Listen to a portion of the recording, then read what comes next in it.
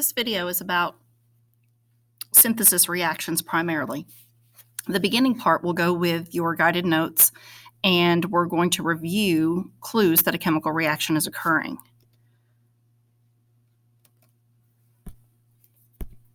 The first clue is the evolution of heat or light.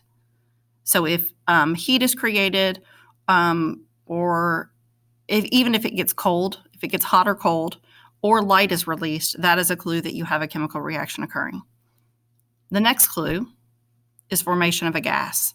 Oftentimes when you observe this in the lab, you see bubbles or fizzing. The next clue is the formation of a precipitate. Remember that a precipitate is a solid that forms when you mix two solutions. And then the last is color change. And remember, color change is the least reliable of all of these because you can also have color changes associated with physical changes. Some reactions will have more than one clue at a time. Now we're going to skip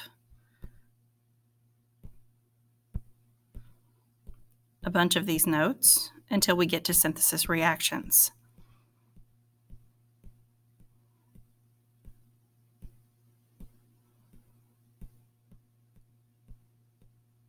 Okay, synthesis reactions are also known as addition and combination reactions. In synthesis reactions, you have two or more substances that combine to form a new substance.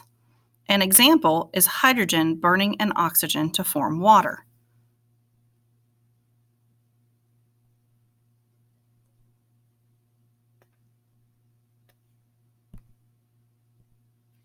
So if I was going to write this equation out, I would write hydrogen as H2 plus oxygen as O2.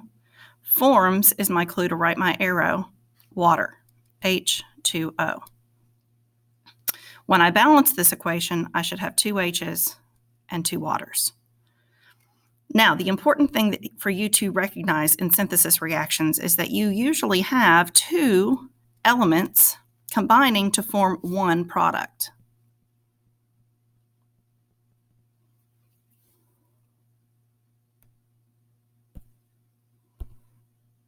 So a good example of this is the couple.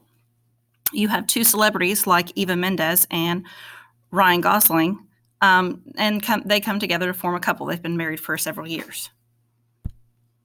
The general scheme of a synthesis reaction is as follows. You have A plus X goes to AX. That is the general idea. A and X could be elements. One could be an element, one could be a compound. Both of them can be compounds. It gets a little bit tricky. However, we are going to go over a few basic types of synthesis reactions to help you. One of which is the reaction of metals with oxygen to produce oxides. In this case, you have an element plus an element. This element will always be oxygen in this case, to form one compound. So if I was going to predict the product here, I would know that I have to put magnesium with oxygen together into a compound. Remember, according to nomenclature rules, you have to pay attention to charges of each so that you know if they have any subscripts. Since +2 is the charge on magnesium and -2 is the charge on oxygen, when you add them together, it equals 0, so that you do not need any subscripts in this case. Another type of synthesis reaction is when metals react with sulfur to produce sulfides. In this case, this is also an example of an element plus an element giving a compound. Remember, sulfur is one of those elements that always comes as S8 when it is elemental, which means it's not combined with anything else. So if you just see sulfur, it will always be S8. Okay, if it is combined in a compound, like here, rubidium sulfide, it does not have an 8 subscript because it is combined in a compound. Now, remember, when you predict products, you have to pay attention to charges. So rubidium, when it's by itself as an element, elements don't have a charge. So you do not have charges for rubidium and sulfur on the reactant side.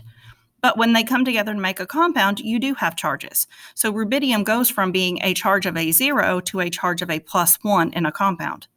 Sulfur goes from a charge of 0 to a charge of -2 in a compound. Since they do not add up to equal 0, you have to cross the charges to get the subscript. So it would be Rb2S, and that is where that comes from. Then you would balance the equation. You can also have nonmetals combined with oxygen and sulfides or sulfur to form compounds. An example would be carbon plus oxygen can make carbon dioxide.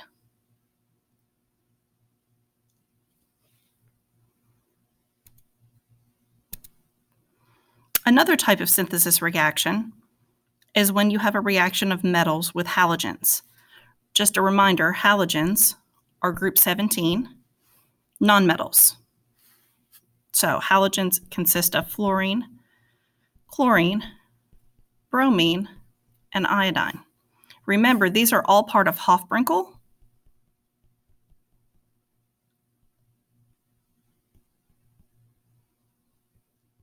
So when these guys are elements, they come in pairs. They are diatomic. So they have subscripts of 2. So this is why when you see Br2 here, the 2 comes from the fact that it is a diatomic. So when they're by themselves as elements, they have no charge. But when you put them together to make a compound, they will have a charge. So I go and find strontium on the periodic table and see that it is a +2 charge based on the group it's in. Bromine is a -1 charge. So when I cross my charges, I get a subscript of 2 here. So Sr, Br +2 -1, so you will have a 2 here. There are also synthesis reactions with oxides. One particular one is when you have a metal oxide that reacts with water to form metal hydroxides. Now, the metal in this case will be the same. However, I can choose any metal I want. For the example, I have chosen calcium oxide. This is a +2 and a -2, so I don't need any subscripts, plus water. And that will give me calcium, same metal, always, these have to be the same, plus hydroxide. Okay, hydroxide is always OH with a -1 charge. So this is a -1, this is a +2, which is why I need the 2 subscript here, and I have to put my hydroxide in parentheses. Now remember, this is a trend to help you predict products. So I could choose sodium oxide. Sodium is +1, oxygen is -2, so I would have to have it as Na2O plus water. When I do this, I will get sodium hydroxide, NaOH. Then I would have to balance this by putting a 2 in front of here. Okay, so always balance at the very end. Do not try to balance while you're predicting products. That is a mistake a lot of kids make. Okay, you need to predict your products first and balance with charges, +1 and -1. Then you go back and balance the entire equation at the end. These are the last examples of synthesis reactions. The first one is a metal oxide plus carbon dioxide, CO2, will always give you a metal carbonate. Now, just like before, these metals have to be the same, and I can pick any one on the table. Remember, metals are to the left side of the stair-step line on the periodic table. So let's say that I pick zinc oxide. So I know zinc has a +2 charge, and I know oxide has a -2 charge, so that I don't have to add any subscripts. If I add CO2 to that reaction, I can predict that I will get the metal carbonate as my product. So the metal I'm using is Zn, so that's the one I have to have in my product. That is a +2 charge. And then I look up carbonate on the not on the periodic table, on your polyatomic ion sheet if you do not know what it is. Carbonate is always CO3 with a -2 charge. So in this case, I have ZNO plus CO2 yields ZnCO3. Make sure you check your charges here to make sure you don't need subscripts. In this case, this is already balanced also. I could choose any metal I would like. I can choose group 1 metals, group 2 metals, Whenever you add CO2, you're going to get a metal carbonate. So this is how you would predict that product. Now, a nonmetal oxide plus H2O forms acids. Examples of nonmetal oxides might be CO2, SO2, SO3, etc. So we'll use SO2 as this example. So SO2 is my nonmetal oxide plus water will give me an acid. I'm simply going to add these together. I know in an acid that my hydrogen comes first, so I'm going to put my H2 in the front. Then I'm going to add this oxygen to the oxygens already in sulfur dioxide to get SO3. And then this would be sulfurous